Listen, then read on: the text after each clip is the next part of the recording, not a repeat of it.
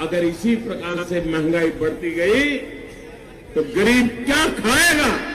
लेकिन प्रधानमंत्री महंगाई का म बोलने के लिए तैयार नहीं है, महंगाई का म बोलने के लिए तैयार नहीं। इनका अहंकार इतना है, महंगाई के लिए एक शब्द बोलने को तैयार नहीं है। मरो तो मरो, आपका नसीब। अरे गरीब के घर में चूल्हा नहीं जलता है, बच्चा रात रात रोता है, मां आंसू पी के सोती है, और देश के नेताओं को गरीब की परवाह तक नहीं है। ये गरीबी का हाल कर दिया है। वोट करने जाए तो जरा घर में जो गैस सिलेंडर है ना, उसको जरा नमस्कार करके जाइए। गैस सिलेंडर छीन लिए इन लोगों ने, और गैस जिस प्रकार से महंगा कर दिया है, याद करके जाइए।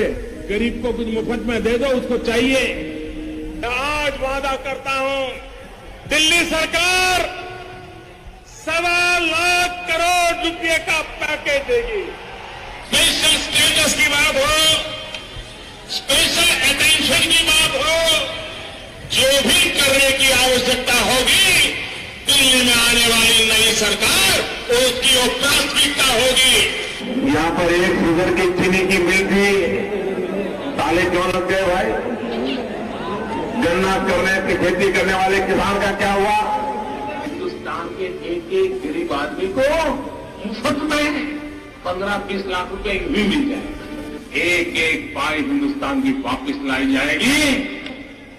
मैंने सिर्फ देश से 50 दिन मांगे हैं, 50 दिन।